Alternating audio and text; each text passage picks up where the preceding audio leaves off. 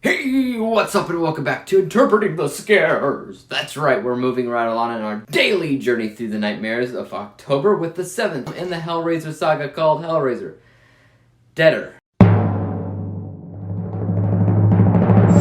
A journalist is caught in the demonic crossfires of the evil Cenobite Pinhead when she is tasked on investigating a videotape which suggests a cult is unexplainably reanimating the dead. Alright, I think I kind of get the gist of how the series is going to be from here on out. And it can be equated to the cliche saying of beating a dead horse. Because the last three movies have all sort of followed the same exact structure of being a movie that clearly should not be a Hellraiser film, but is anyway. When will they learn that you can't just throw Pinhead into a movie and call it Hellraiser? That's clearly not how it works, y'all. The saddest thing about these last three movies is simply the fact that the story underneath it all probably would have made a wickedly interesting movie if it weren't for the Hellraiser part.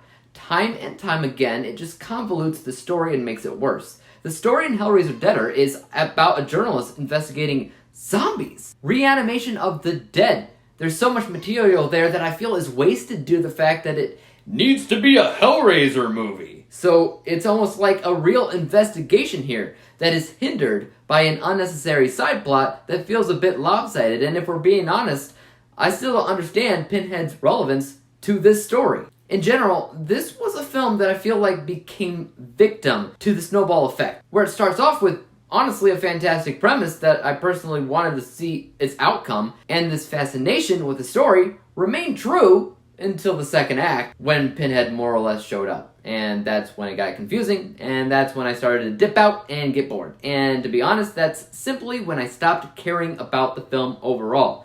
True enough, from the second act onward, I checked out. It didn't help that the film came out in 2005, and it felt more like something that would have been released in like the 80s, maybe? It was like an HD VHS tape or something. I don't know how else to describe it. I mean, the only good thing that I can say about this movie specifically is the train in it. So there's a train in the film where all the deaders, the zombie basically, that cult basically lives on a train.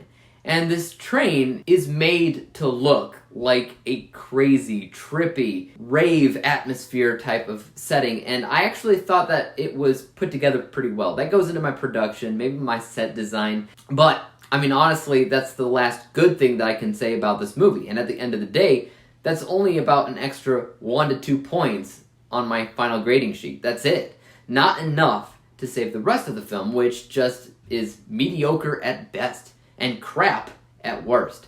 That's why when you look at my unbiased score, you'll primarily notice that it's not the worst score in the world and far from the best, because it remained in a safe spot. Everything that it did was cinematically monotonous, and it never dared to try to do anything spectacular. So that, combined with my praise for the production or set design, helped this come to a score of 56%. My bias score, just how I felt about it personally, was significantly worse because I didn't care about this movie. I was not invested. I don't care to rewatch it, buy it, own it, recommend it to others, or even just talk about it with others in general, other than what I'm doing right now. It's not worth it. This score is 30%, and when we combine the two scores together, we come to the final rating of 43%, 43 out of 100 possible stars, or a D- letter grade. So it isn't failing yet, but it is the lowest grade that I've given a Hellraiser film overall. Hopefully it doesn't get too much worse than this.